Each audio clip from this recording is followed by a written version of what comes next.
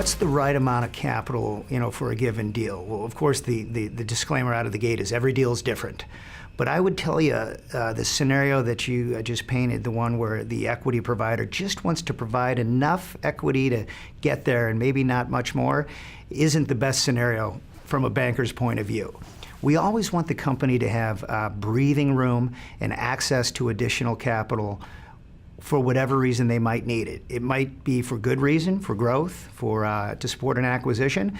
It might also be to get through some choppy waters, right? We've got great business owners in town here, but you can only control what you can control, right? The one thing you can't control, economic cycles, what's going to happen from a legislative standpoint.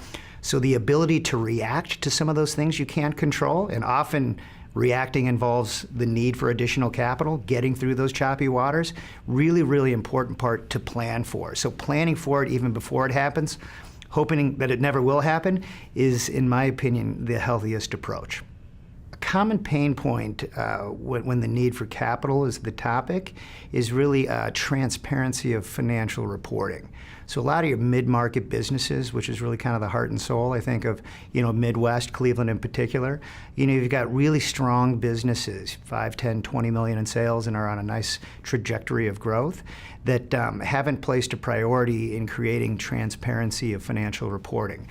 Not a very sexy topic, but really a critical one as you're positioning the company for growth, if capital need is part of that growth, if there's ever the desire to sell.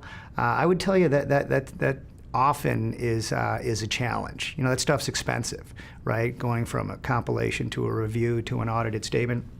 Expensive stuff. We would tell you most of the time, if not all the time, money well spent. Do business owners in town leverage their bankers as best as they could? That's a definitive no. Often, unfortunately, bankers are really viewed as somewhat of a commodity. How much does your capital cost? And that's really the most important part of the equation. Thankfully, that doesn't happen a lot, but when it does, it's unfortunate, because you've got a lot of good banks, a lot of good bankers in town here that have a wealth of knowledge and are able and willing to provide lots of value add.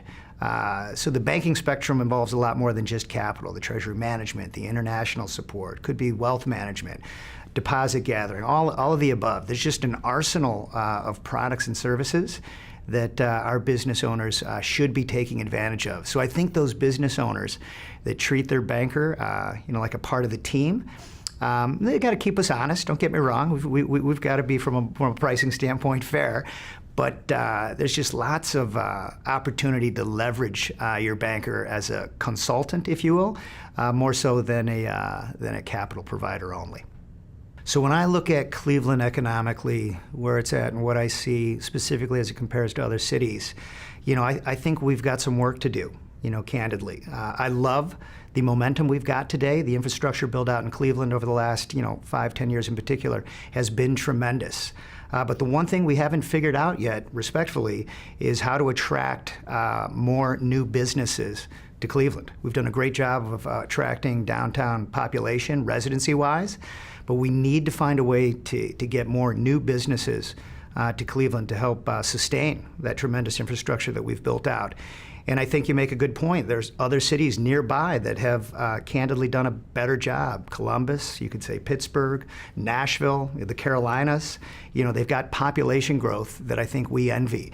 So we've got good leaders in place that need to continue leveraging the business community as well, myself included, to help make Cleveland more and more business attractive so that we can continue sustaining this infrastructure.